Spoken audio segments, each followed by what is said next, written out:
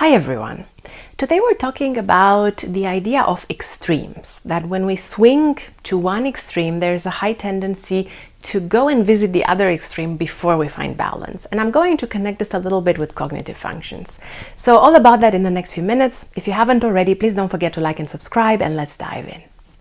Alright, so I've noticed this pattern, and psychology supports it in many different ways when it comes to communication styles, interaction styles, and even ways of thinking or certain attitudes that we have about things. And so we can connect this to cognitive functions as well, because I think it quite well describes especially the dynamic between our hero or dominant function and our inferior function.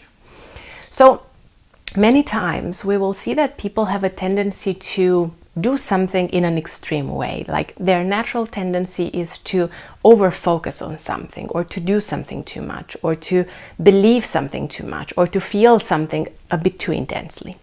And if we think about cognitive functions, that usually applies to our hero or dominant function. Okay, so NI for INJs, FE for EFJs, and so on. This hero or dominant function is something that develops quite early in our lives, and it's something that I like to say takes control of our mind. It's the strongest function that we have, the one that we probably identify with the most, the one that we show the most and other people see the most.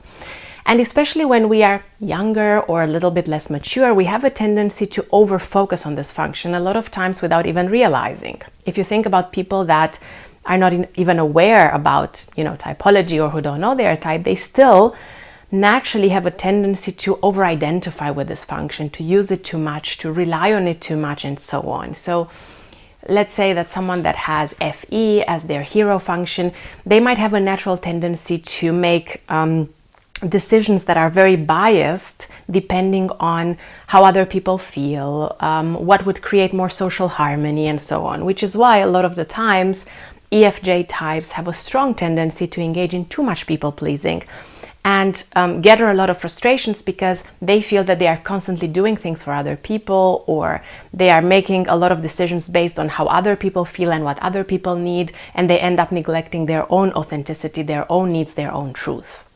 At the same time, maybe an ETJ that has TE as their hero or dominant function, they have a tendency to perhaps quite easily fall into the pattern of making a lot of decisions based on what makes sense for the external world, what are some ruling principles that they can find and apply to as many people as possible, and what is the decision that is the most efficient, the most streamlined, and so on and so forth. And this will take control over a lot of their decisions, often making them neglect their own feelings, their own emotional truth, as well as relationships with other people and the impact that their decisions have on relationships with other people.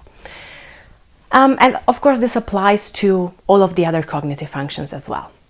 Now, when people become aware of this, let's say people who want to improve themselves via typology, and they become aware of their cognitive stack, but also sometimes when people just become aware of their patterns without necessarily naming them as this cognitive function or this personality type, there's a tendency to kind of rebel against the part of us that we want to change and to go and visit the other extreme a little bit too much.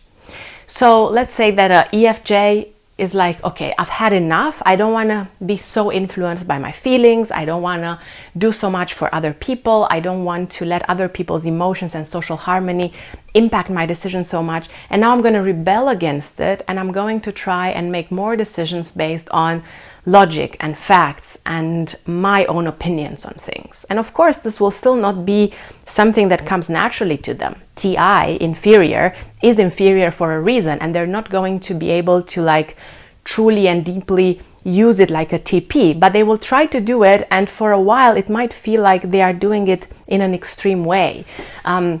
Perhaps even rebelling against other people and not wanting to make any more decisions based on other people's feelings. Or they still notice how other people feel and what other people need, but they truly push against that, and they try to separate from it and just focus on facts and logic, and they become cold and really detached, yeah? Or an ETJ who realizes that, okay, actually what I've been doing makes me feel like a machine. What I've been doing makes me feel robotic. Now I'm going to over-focus on my feelings and my values, and I'm going to make decisions based on that. So they can become surprisingly emotional, sometimes even a little bit dramatic, to the extent that you're not expecting that from them. And for a while, they might be kind of rebelling against the idea of sticking to that external structure and implementing it and doing basically what comes so naturally to them. And so we can see this with communication as well. For instance, people that have a tendency to communicate passively in a natural way, so they don't really say what they truly feel, they don't really say what is important to them or what they want. When they want to develop and kind of become more assertive in their communication, for a while they tend to be quite aggressive, because after so many years or decades of bottling up things, of not saying what they want, now it's really difficult to say things in a calm and respectful way. So they might have a tendency to become really aggressive in the way that they communicate before they can settle and come back to a more balanced middle state. And I think this is a really fascinating thing. I imagine it like a pendulum that goes between one extreme and the other. And particularly with cognitive functions, it's this pendulum that swings between our hero function and our inferior function.